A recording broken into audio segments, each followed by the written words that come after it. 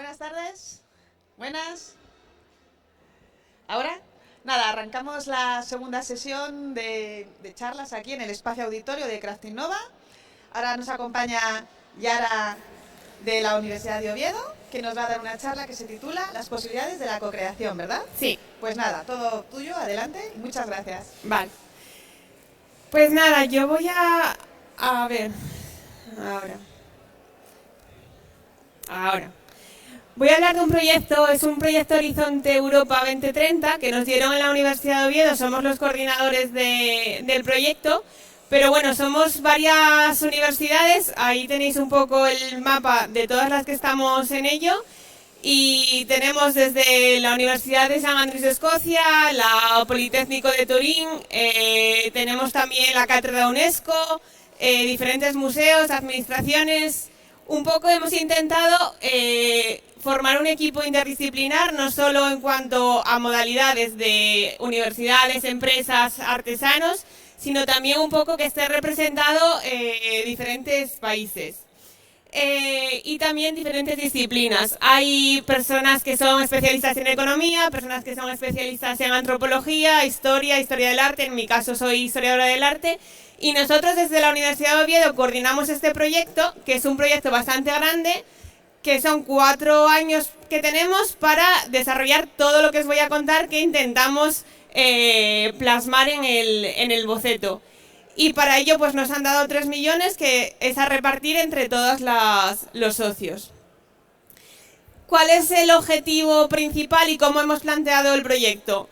Queremos unir la artesanía tradicional con un poco el diseño contemporáneo. Y diseño contemporáneo, quiero decir, no solo tiene que ver con diseño gráfico, sino que también metemos arquitectura, metemos elementos que tienen que ver un poco con el 3D, marketing, vídeo, un poco todo aquello que creemos a veces a la artesanía tradicional le falta y le puede venir bien. Y para ello queremos llevar a cabo estas sinergias que den como resultado no solo un producto, sino que también pueden dar como resultado una acción, una actividad. Esta es la idea general, el primer apartado, y otra idea general, el segundo apartado, es que estos productos, estas actividades, tienen que ser útiles para el turismo, porque el call de Horizonte Europa se volcaban al turismo, pero no solo para el turismo, porque creemos que es importante que si lo que vamos a hacer es desarrollar una artesanía en un territorio, ese territorio también tiene que verse beneficiado, no puede ser únicamente una artesanía para el visitante que viene de fuera. Entonces queremos que tanto esa actividad, ese producto, ese algo que se genere en estas sinergias, sea útil para la comunidad en el territorio, y estamos hablando en este caso de territorios rurales. Ahí vemos una de las primeras actividades que hemos llevado a cabo, que es un poco ir a esos territorios y escuchar a la población. Entonces estamos empezando a trabajar con fuentes orales para preguntar a esos artesanos, a esa comunidad local, un poco problemáticas, qué es lo que quieren conservar, porque no tiene sentido que seamos nosotros, desde la universidad como expertos, que decidamos todo. Tenemos que dar ese paso y también conversar con la población local. Ahí va. Y con estas ideas en mente hemos llevado a cabo la última parte del proyecto, que es la metodología. ¿Cómo queremos hacer todo esto que queremos hacer? Pues en los primeros pasos en los que estamos es en ese trabajo de campo, de ir a preguntar a las personas, de utilizar las fuentes orales, de ver a los artesanos en sus talleres, de documentar esas prácticas. Estamos llevando a cabo una recopilación en vídeo de todas las prácticas, todos los procesos, entrevistas etnográficas, y también estamos llevando a cabo reconstrucciones 3D de todos esos elementos que los artesanos están haciendo. ¿Para qué?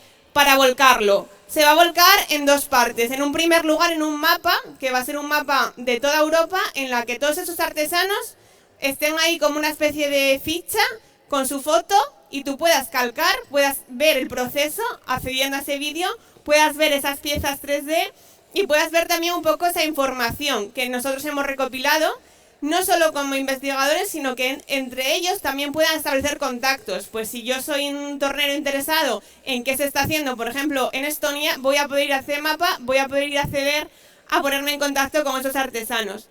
Y además va a ir todo a un museo digital, que es el que se llama VerUp, que lo que pretende es también un poco pues guardar todas esas documentaciones, no solo en un mapa, sino de una manera interactiva. Es un museo que están haciendo desde la Universidad de St. Andrews, desde el Departamento de Informática, Ingeniería Informática, y es un museo en el que va a haber piezas 3D, en el que vas a poder entrar en el taller de los artesanos, vas a poder con fotografías también en 360 de los espacios, ver ese territorio, ver esos pueblos, es decir, vas a poder sumergirte de todo en la experiencia.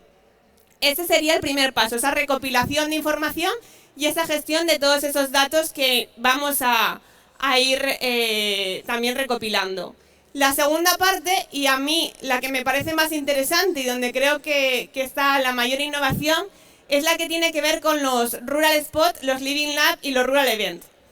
Vale, ¿qué hacemos con toda esa información además de volcarla? Porque muchos proyectos cogen información, la vuelcan, pero luego no hacen nada más.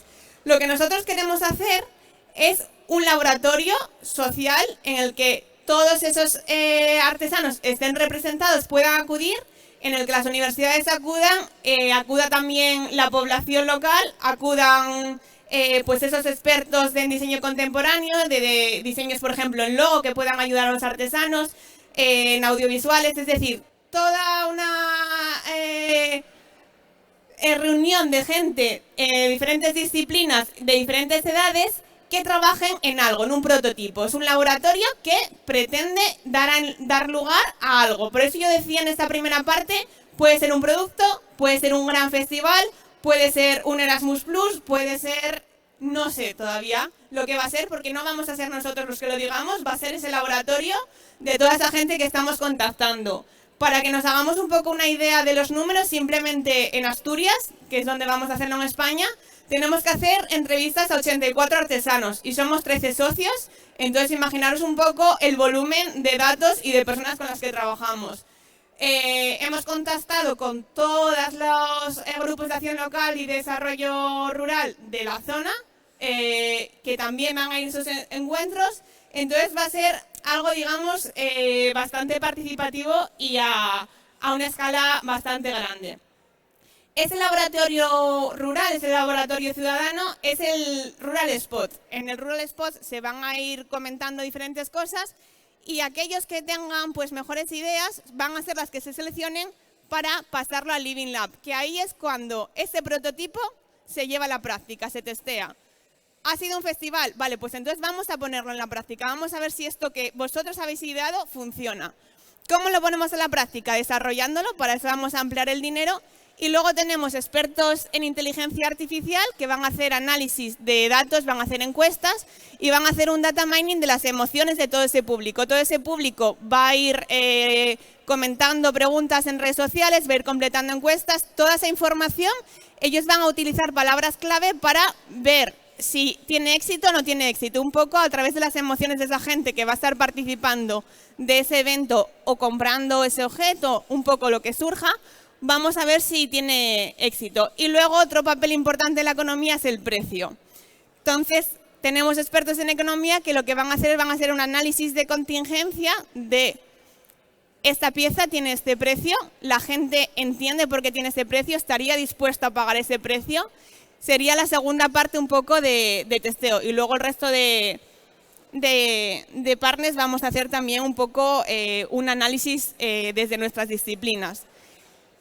Y por último, en otros factores que va a aportar el proyecto, tenemos la educación. Nos hemos dado cuenta de que la artesanía realmente es algo que se aprende un poco como un oficio, como un maestro artesano que te enseña, que sí que es verdad que hay títulos, hay algunos cursos, certificados, pero quizá falta un poco la profesionalización y la unión de lo que es la parte más tradicional, más con la práctica con el artesano, y un título que pueda proporcionar, por ejemplo, una universidad. Entonces, el Politécnico de Turín, que son expertos en Design Thinking, una forma de enseñar pues bastante dinámica, van a hacer un título oficial avalado por la Unión Europea con todas las universidades que formamos parte de este proyecto que te califique como artesano. Pero no queremos que sea algo que la universidad haga de manera unilateral. Entonces, vamos a contar con esos artesanos que hemos entrevistado para que sean los que den la información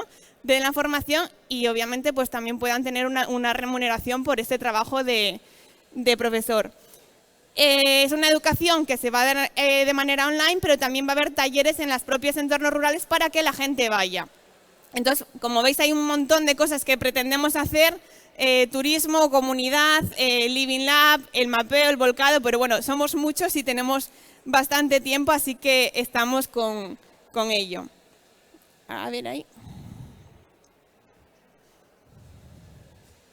Me vais a tener que pasar. Vale. Cuando todo este proyecto acabe, para que no quede en nada, aparte de todas esas acciones que ya hemos puesto en práctica y van a seguir rodando, vamos a elaborar un manual de buenas prácticas y una caja de herramientas que se proporcionará a todas las ciudades, a todos los artesanos, a todo aquel que quiera, para que se pueda un poco replicar esa acción en diferentes territorios. Va a ser un manual que esté en inglés, pero también se va a poder traducir a las lenguas de los que lo necesiten. Pasarme ahí. Ahora. Vale. En proyectos que son así de grandes, que pretenden hacer tantas cosas, una vez que pasas del papel a la práctica y a la teoría, surgen problemas. Y quizá para mí esta es la parte más interesante. Llevamos un año, estamos empezando, pero ya estamos viendo algunas cosas. Y entonces lo que traigo ahora, después de que ya he explicado el proyecto, son algunas de las dudas que nos comienzan a surgir, que quería compartir un poco con vosotros también.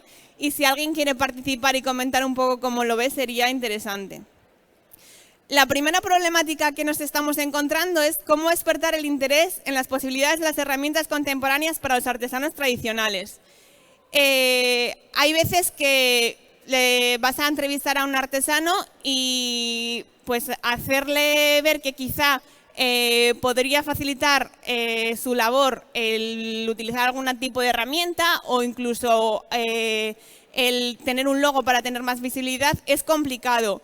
No digo que sea lo correcto, obviamente hay muchas maneras de hacerlo, pero nosotros queremos al menos darles la posibilidad de que entiendan todo el abanico que está a su alcance gracias a este proyecto, porque nosotros les vamos a poder proporcionar en ese laboratorio de creación todas esas cosas que necesiten para que puedan aprovecharlas.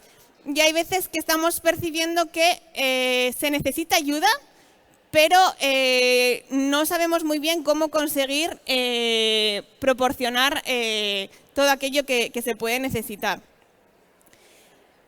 Y otro de los problemas que estamos también encontrando es un poco pues, la accesibilidad digital. Estamos hablando de zonas remotas y es muy complicado darles visibilidad a través de Internet, por ejemplo, en nuestra plataforma, cuando no pueden acceder a Internet. Vale. Ahí. Vale. Siguiendo con la digitalización, y esto es algo en lo que estamos dando vueltas y quizá queremos cambiar un poco, para mí es uno de los problemas más importantes del proyecto y es si es lícita la digitalización 3D. La artesanía, uno de los grandes problemas que tiene es la producción en masa.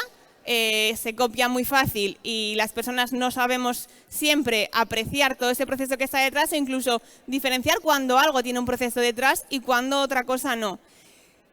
Con la digitalización 3D hay posibilidades buenas para el artesano. Por ejemplo, tú con un modelo 3D te permite ver cómo esa pieza se ha fabricado, puedes ir un poco alrededor y conseguir inspirarte, conseguir, por ejemplo, si tú estás empezando y no tienes ningún tornero en la zona, pues igual a través de esa digitalización 3D eres capaz de llegar a nuevos entendimientos y a nuevas prácticas. ¿Qué pasa? Que no solo se lo estamos facilitando a los artesanos, también se lo estamos facilitando para que se den copias, porque al final de un modelo 3D se sacan copias muy fácil de esas piezas artesanales. Entonces estamos un poco también barajando si esta innovación que queremos a veces meter con calzador, esa innovación digital, ¿tiene siempre sentido o no lo tiene? En las entrevistas que estamos haciendo es muy curioso cuando les preguntamos de primeras a los artesanos ¿te interesaría participar en un proyecto de digitalización? Y todos nos suelen decir sí, sí, perfecto. Pero cuando vamos un poco más allá en las preguntas y empezamos a decir Del 1 al 5, califícame cuánto te preocupa esta afirmación. Y empezamos a comentar los temas de plagio y cuestiones o de propiedad intelectual. Y este tipo de cuestiones nos estamos dando cuenta de que no son conscientes muchos de ellos a priori de los problemas de la digitalización 3D, porque es algo que muchos ni siquiera se habían planteado hacer, se lo proporcionas, se lo planteas, lo aceptan, pero no han tenido tiempo para reflexionar un poco sobre lo bueno y lo malo de estas prácticas. Es algo que en muchos proyectos se está haciendo y nosotros también estamos, ahora que habíamos decidido hacerlo, empezando a reflexionar si es lícito o no es lícito hacerlo. Entonces, en esto, si alguien quiere también opinar, es algo abierto a debate. A ver. Vale. Y siguiendo con la línea de la innovación 3D, otro de los problemas es que no todo es innovación tecnológica. Queremos también dejar esto muy claro en todos esos laboratorios que se están dando en los diferentes puntos rurales, de que hay muchas innovaciones que pueden ser diferentes, que no todo tiene que ser la innovación tecnológica y la innovación 3D. Por eso en el manual de buenas prácticas que estamos creando, ahora mismo está en proceso de creación, estamos buscando otro tipo de innovaciones, que no sean únicamente la tecnología. Dentro de la innovación que tiene que ver un poco con maquinaria, estamos también colaborando con otro proyecto que están llevando a cabo en Francia, en el que están pensando, todo va hacia la mecanización, es algo que no se puede parar, igual que, pues, por ejemplo, el turismo, lo que se puede es un poco gestionar y manejar de maneras diferentes. En el caso de la artesanía, si lo que define la artesanía es sobre todo ese proceso manual, ¿hasta qué punto podemos introducir nuevas mecanizaciones? No podemos quedarnos en elementos rudimentarios porque entonces, de alguna manera, estaríamos intentando fosilizar ese trabajo artesanal y hay veces que la mecanización ayuda al artesano. Entonces, no se lo podemos negar simplemente porque queramos mantenerlo en un estado, digamos, tradicional y primitivo. Tenemos que aceptar que la mecanización es una realidad. ¿Qué se va a estudiar? Dentro de ese trabajo artesanal, dentro de ese proceso, ¿cuál es el gesto que define cada artesanía? Que, digamos, es el que no se puede mecanizar. Es aquello que le da la identidad de la pieza. Por poner un ejemplo así muy tonto, si estamos entrevistando a una artesana del textil en el que su seña de identidad, lo que hace diferente sea, por ejemplo, el filado o el teñido, vale, en esa parte no la vamos a mecanizar porque es su seña de identidad, pero quizá el resto del proceso sí que se pueda. Entonces estamos haciendo en todas esas entrevistas de los procesos mucho hincapié a lo diferente de cada artesano. Y en el proyecto paralelo, en el proyecto que también lo están haciendo en Francia, están centrándose específicamente en ese gesto. ¿Cuál es el gesto artesanal que define a la pieza? Vale. Ahí. Estábamos hablando del tema de no fosilizar y no dejar la artesanía como algo tradicional, que es algo que también muchas veces nos viene a la mente cuando hablamos de artesanía. Otra palabra que nos viene a la mente al hablar de artesanía es la identidad. Artesanía de Valladolid, artesanía de Galicia, artesanía de Asturias, artesanía de un lugar, porque es lo identitario de ese espacio. Pero también nos estamos preguntando, igual que nos preguntamos qué es la tradición, qué es la identidad. Y por último, nos preguntamos qué es la autenticidad. La artesanía se supone que es más auténtica que un producto en serie, pero ¿qué es la autenticidad? ¿Qué entendemos por auténtico? Algunas conclusiones a las que estamos llegando.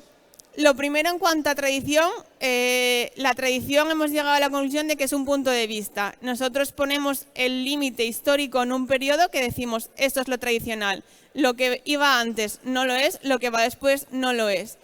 Entonces, más que mantener lo tradicional, tenemos que decidir qué es exactamente lo que nosotros valoramos y queremos mantener, qué es lo que nos parece más significativo.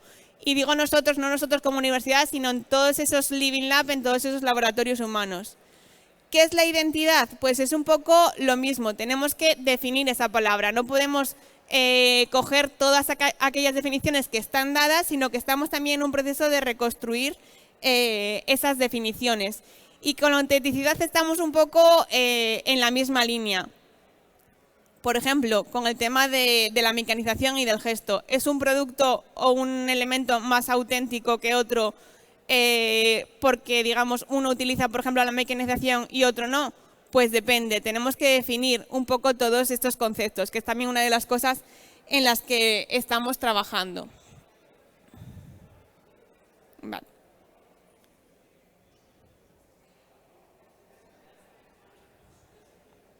¿Me vais a pasar de nuevo? Ahí, vale. Otro problema de dentro de los Living Lab es que suena muy idílico el juntar a un montón de personas en un entorno y que todos dialoguen, que se llegue a una conclusión y a un producto, a un proyecto, digamos, en el que todo el mundo esté de acuerdo. ¿Qué estamos dándonos cuenta?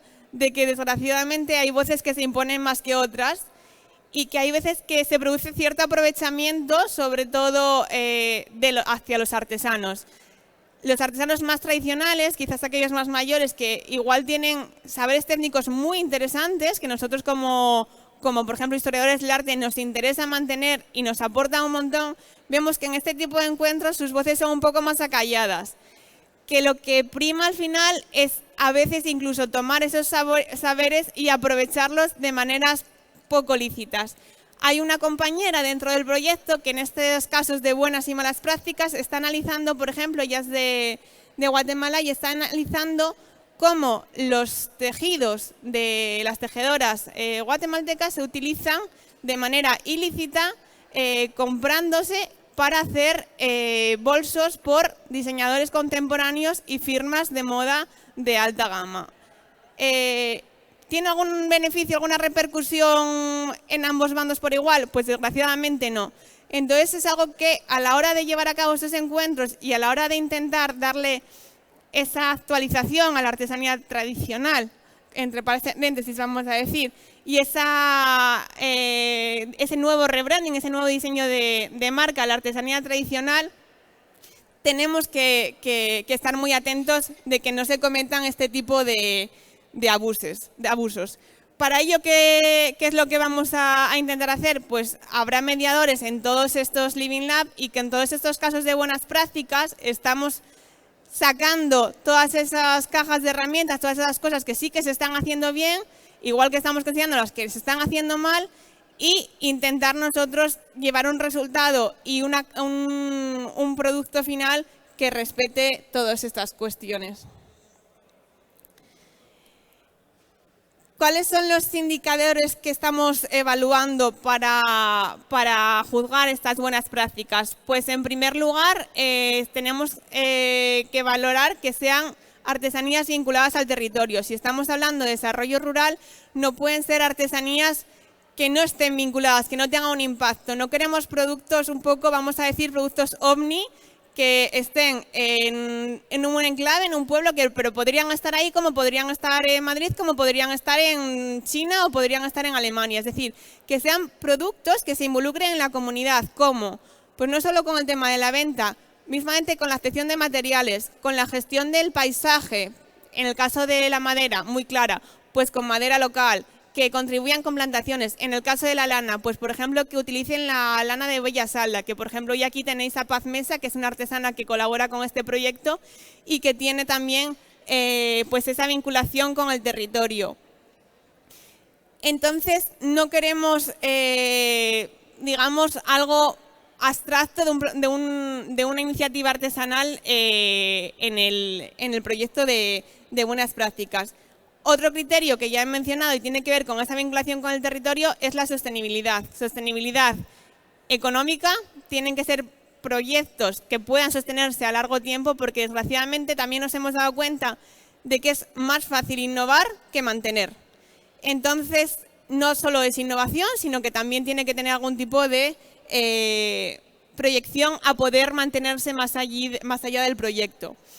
Y sostenibilidad social, es decir, que esos trabajadores trabajen en condiciones dignas porque el mal del artesano es que es pluriempleado en su propio empleo. Es empresario, es artesano, tiene que a veces saber de diseño gráfico, tiene que saber de fotografía para hacer las fotografías para las redes, tiene que saber a veces de vídeo, tiene que saber un poco de marketing para moverse con los periódicos, con las televisiones públicas. Es decir, que tenemos que valorar también un poco esa seguridad de los artesanos. Y para ello, una de las iniciativas es que en esos Living Labs estén estos tipos de expertos a los que tú puedas luego recurrir.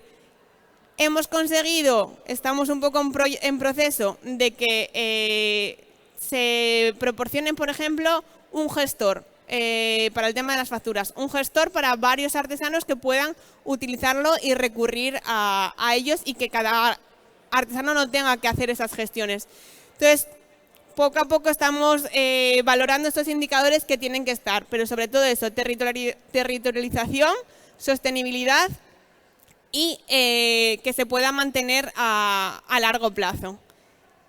Y creo que la última pregunta que se nos plantea es ¿qué estrategias garantizarán la continuidad y replicabilidad de los aprendizajes más allá del proyecto? Muchos de estos proyectos que conllevan tantísimo dinero, tantísimo esfuerzo, luego cuando acaba parece que queda en nada. Nosotros no queremos que eso suceda. Entonces, por ejemplo, el Verap y la página web son plataformas que no solo van a estar vinculadas a este proyecto y cuando lleguen los 4 años van a desaparecer, sino que están volcadas ya en plataformas europeas. Por ejemplo, las 3D van a estar en Europeana, es decir, que son plataformas y cosas que se van a mantener en el tiempo para que se puedan consultar. El título lo vamos a desarrollar en el proyecto, pero va a ser un título que va a estar allí y que se pueda seguir optando a él. Y sobre todo crear esas sinergias. Vamos a hacer una base de datos que permita, más allá del proyecto, de poner en contacto diferentes artesanos, poner en contacto artesanos con otros expertos para que puedan llevar a cabo todas esas iniciativas. Y hasta ahí la presentación. Si queréis comentar alguna de las preguntas o alguna duda. Este es el nombre del proyecto. Como os comenté, somos 13 socios de diferentes países. Tenemos una página web que está todo explicado mucho más en detalle de lo que vamos a hacer punto por punto con diferentes objetivos. Está en inglés, pero tenemos una versión en español en el grupo de investigación de la Universidad de Oviedo que estamos coordinando esto, que se titula ESART, y luego tenéis la pestaña de Culturality con toda esa información. Y como estamos en un proceso de recopilación de información y recopilación de dudas, cuestiones, buenas prácticas, pues que igual que estamos abiertos a proporcionar información, estamos abiertos a recibirla. Entonces, si conocéis algún caso de buenas prácticas, si sois investigadores, si conocéis algún artesano que pueda ser interesante, pues poneros en contacto con nosotros y volcárnoslo, que tenemos todavía 3 años para desarrollar todas estas cosas que pretendemos desarrollar, así que estamos en ello. Y creo que ya estaría. No sé si alguien tiene alguna duda o algo.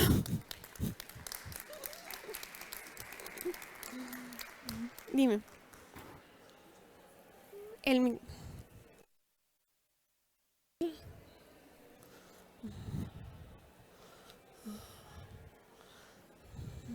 Bueno, en principio, muchas gracias por la exposición y felicidades por el proyecto y sobre todo enhorabuena porque os hacéis preguntas, ¿no? Creo que os faltan algunas preguntas muy importantes que os hagáis, que no os habéis hecho. Y bueno, yo creo que esto daría para para hablar de muchas cosas de lo que has estado exponiendo, de lo que os preguntáis sobre el tema de qué entendéis por la identidad, pero fundamentalmente yo creo que, es que no sé cómo decirlo, para que no suene raro, ¿no? Es decir, creo que tenéis un acercamiento a lo mejor desde la perspectiva y la experiencia profesional en la gestión de actividades artesanales y de organizaciones artesanales. Creo que tenéis un acercamiento un poco con una visión demasiado un poco antigua. Quiero decir, que os acercáis a la artesanía tú has hablado como una de las señas de identidad, que es el concepto manual, ¿no? Y yo no puedo estar más en desacuerdo que eso, ¿no? Es decir, el uso de la actividad manual en la artesanía no es más que un tema condicionante económico, ¿no? Es decir, cuando no se podía utilizar maquinaria o herramientas, se utilizaba la mano, pero era lo más barato en ese momento, ¿no? Hoy día las cosas están cambiando mucho, las herramientas digitales están eliminando procesos que no generan valor añadido. Entonces, el tema del concepto manual yo no creo que sea lo que define la artesanía, ¿no? Yo creo que lo que define realmente es la autoría, ¿no? La impronta que deja cada artesano o cada artesana en su obra, que es lo que realmente le diferencia y lo que le va a hacer estar en el mercado, ¿no?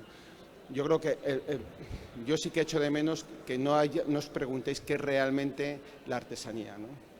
Yo creo que es la pregunta, ¿no? Porque nosotros aquí en Castilla y León el decreto que regula el sector nosotros creo que lo tenemos bastante claro, con el riesgo de estar equivocados. Nosotros entendemos que realmente es un proceso de producción, al margen de lo que hagas, ¿no?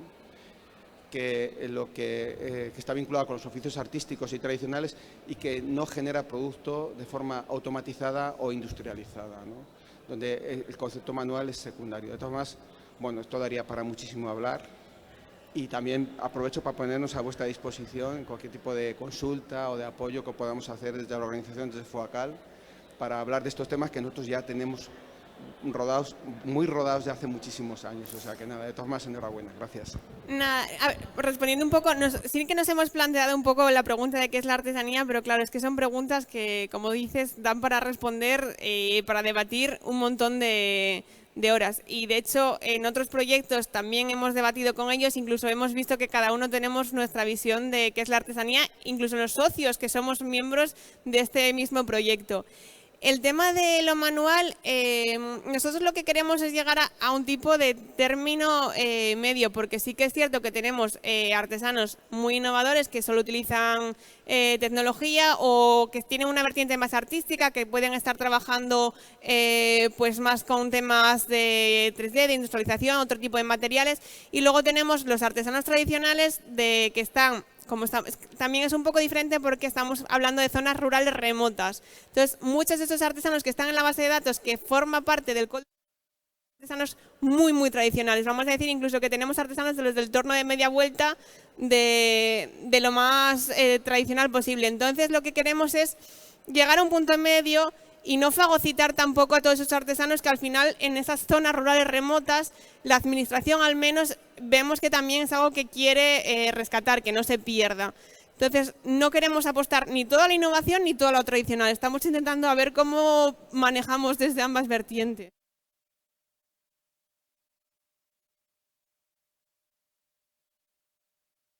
Económica, que tiene que ser rentable en el mercado. Así que si, por muy bonito que sea, si eso no tiene una sostenibilidad económica, un taller acaba cerrando, ¿no? Que eso es una cosa que no hay que perder nunca de vista, ¿no? Sí, de acuerdo, totalmente de acuerdo, la verdad. Hola, buenas tardes. Mira, mi nombre es José, vengo de Córdoba, Montilla, para ser más exacto. Soy artesano, llevo más de 30 años de hojalatero y no sé si eso habéis preguntado vosotras, porque te veo muy jovencita, lo que es relevo generacional. Sí. Ya es que yo no sé aquí por Castilla si hay mucho relevo generacional, pero allí en Andalucía hay muy poco relevo generacional, ¿no? Después, el artesano que yo conozco, que soy yo, tiene que ser de fotógrafo, tiene que ser de marketing, tiene que ser todo. Y eso nosotros, a mí, por ejemplo, a mí eso sí me da muy mal. Yo subí una foto a las redes, eso a mí me cuesta la misma vida. ¿Por qué? Porque no está en mi haber. Tú me das un pedazo de chapa y te hago lo que quieras. Te hago un corazón, te hago lo que quieras. Pero la innovación y todo eso, para los artesanos como de mi edad, por ejemplo, es muy difícil. Y yo creo que tendría que el proyecto ver primero el relevo generacional, después ver los artesanos como tales y después echarle una ayuda a los artesanos, porque tú mismo lo has dicho antes, con lo de 3D, cuando tú haces una pieza y la subes a internet, está en el posible en que te la copien. Y eso, después de echarle muchas horas, que te llegue un chaval como tú y te la haga en 3D y te la haga esto en 0, Eso ha dolido, ¿eh? Eso duele, ¿eh? Porque tú ya de ti ya le has echado muchas horas, las cuales ya te he dicho antes que nos cuesta mucho trabajo innovar y, en fin. A ver, yo te puedo decir que yo soy artesano de mano. Es decir, que yo hago las piezas que hago, las pienso aquí y después las facilito con las manos. Ahí no hay tecnología ninguna, ¿me entiendes? Sí. Entonces, pues, es eso, que muchas veces el artesano, pues somos de esa forma, no somos de otra, porque no hemos tenido esos conocimientos que vosotros o otra gente joven que esté saliendo ahora tienen. Nosotros no hemos tenido esas posibilidades.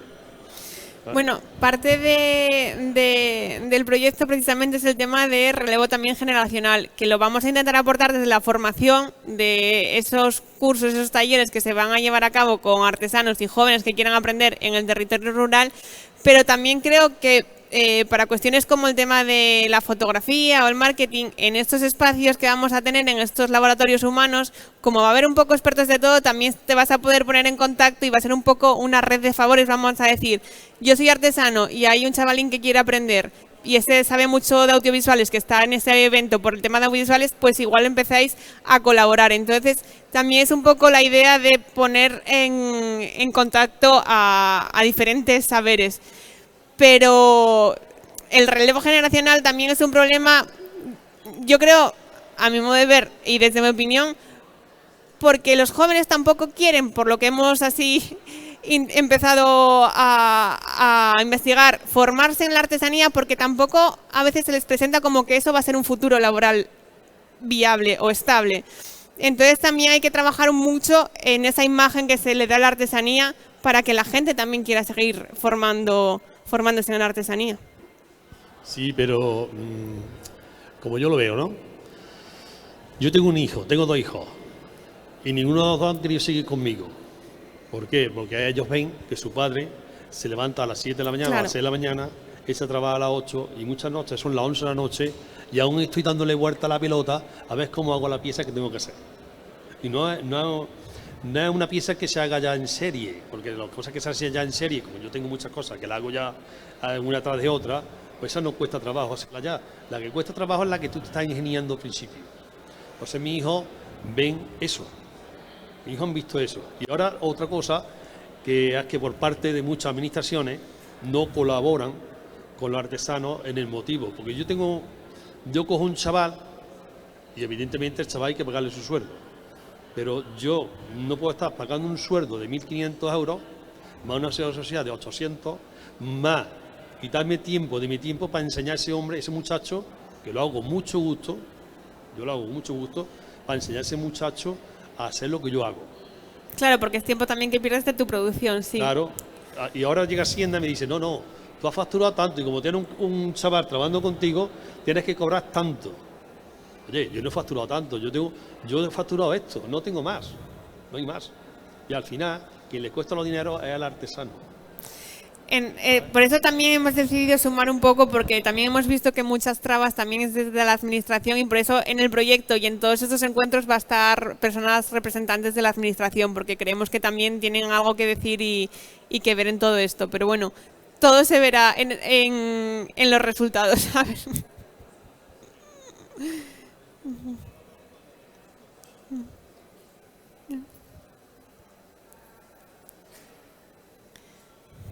Vale. Vamos. Gracias. Ahí va, a ti.